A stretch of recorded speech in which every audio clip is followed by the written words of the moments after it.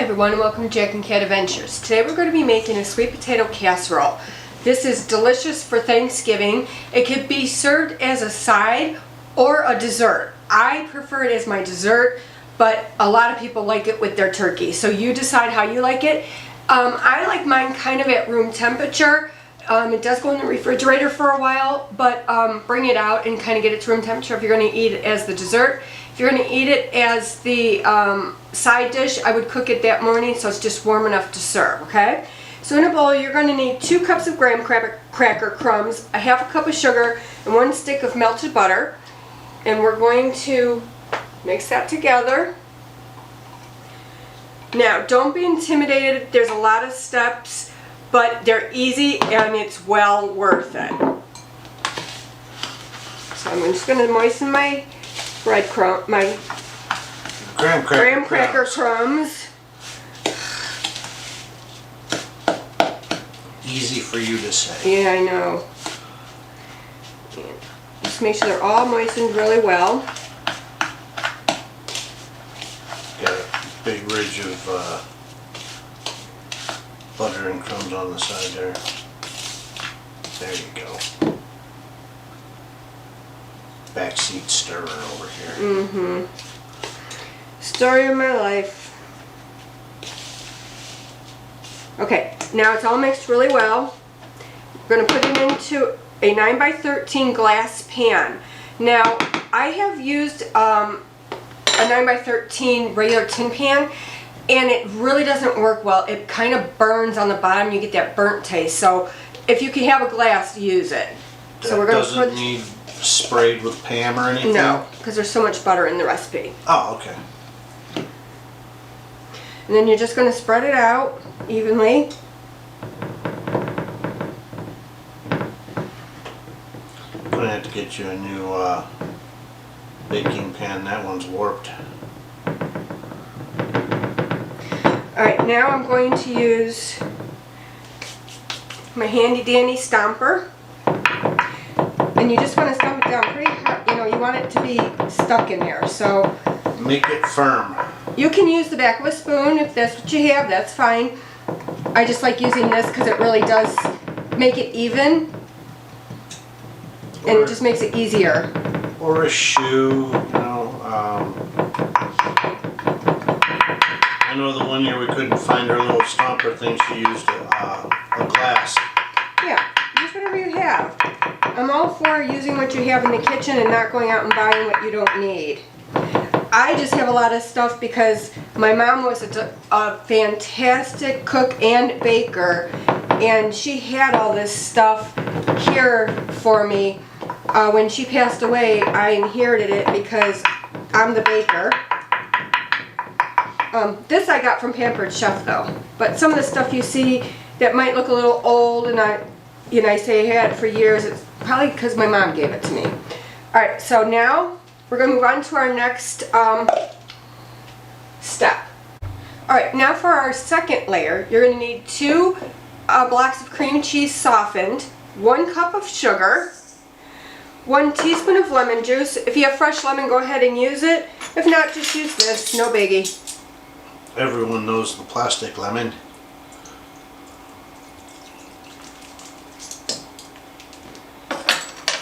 And a teaspoon of vanilla.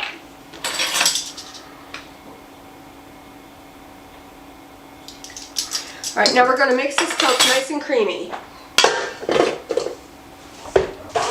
Once you got this mixed up a little bit, we're going to add 2 beaten eggs.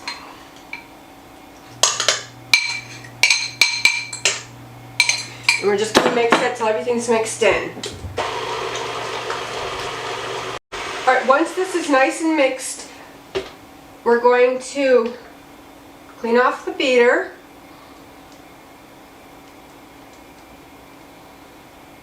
And while you're doing this, make sure you're scraping down your sides and the bottom of your bowl while you're mixing.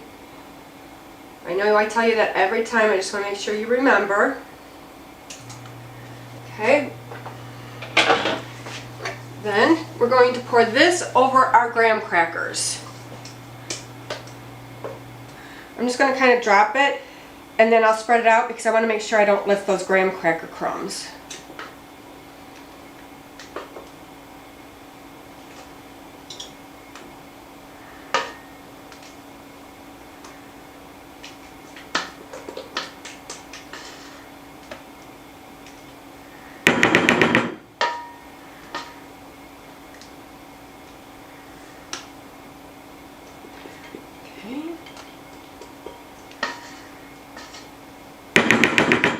Now we're going to spread that smooth. And I'm going to use my offset spatula. Jack makes fun of me because I use it all the time. I think things, you know, if it's not in her hand, it's up her sleeve. Okay. And just cover the bottom. Make it even. And see, when you put it into little piles, then you're not dragging your crumbs into your mix, like I did right there. Not that it matters, it's going to be covered, but I like the layers. OCD. Yeah. For sure. Okay.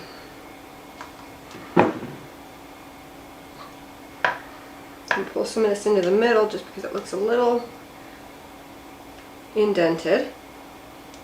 Okay, now I'm going to wash up my bowl and we'll move on. Alright, now we're going to move on to our yam layer. You're going to take 2 large cans of yams. You're going to pour them into a mixing bowl gently. With the syrup. With the syrup.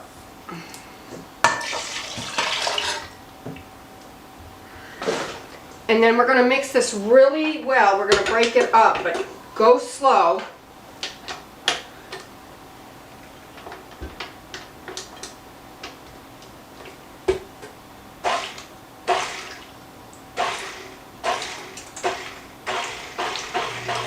It's wet, but it'll come together, don't worry.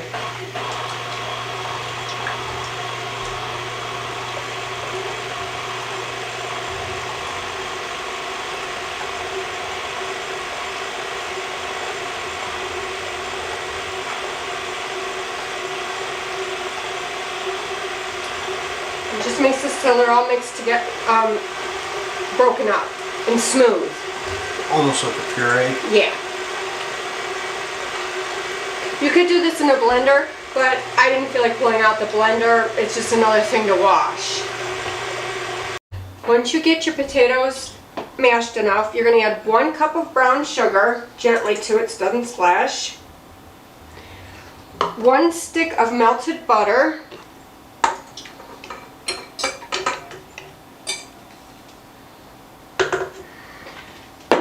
And 2 eggs lightly beaten. Okay.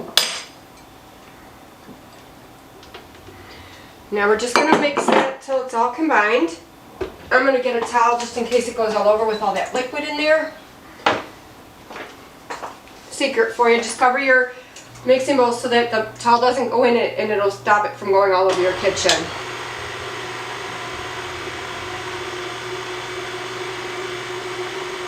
We're going to mix this till it's well combined.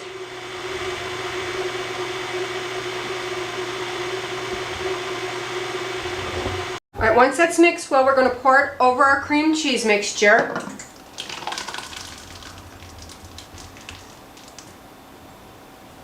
I'm just going to spread this to the corners. Now, this is pretty full. Put it on a cooking tray, on a cookie sheet in the oven, so in case it goes over, it'll go onto the sheet. Now we're going to move on to our last and final step. Alright, so for our final step, you're going to take 1 stick of melted butter, a 1/2 cup of flour, 1 cup of brown sugar packed, and you mix that really well. Now, if you like nuts in yours, at this point you can add a 1/2 cup of chopped pecans. I don't put nuts in mine. I'm not a big fan of nuts like on the tops of cakes and things like that. So I'm not putting nuts in mine, but feel free to. And what would make it even better is if you roasted the pecans first. It'll give it like a really good depth of flavor instead of just putting the pecans on top. What you would do is set your oven to 400, put maybe a handful of pecans, a 1/2 handful of pecans on the tray, and you're going to bake them just till you start to smell them. And you will smell them. As soon as you start to smell them, pull them out, let them cool, chop them up, and then put them in. It's really easy. Just making sure I got all my flour mixed into this. Watch your elbow. And then we're just going to sprinkle this on top. Like little bits. Yeah.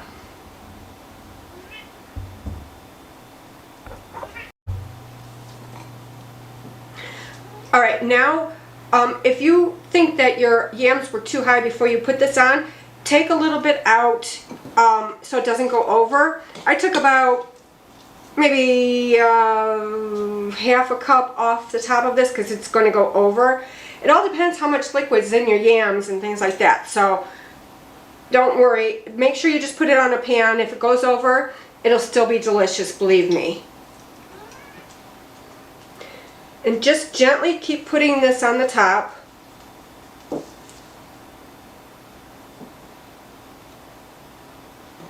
You will use it all, don't worry.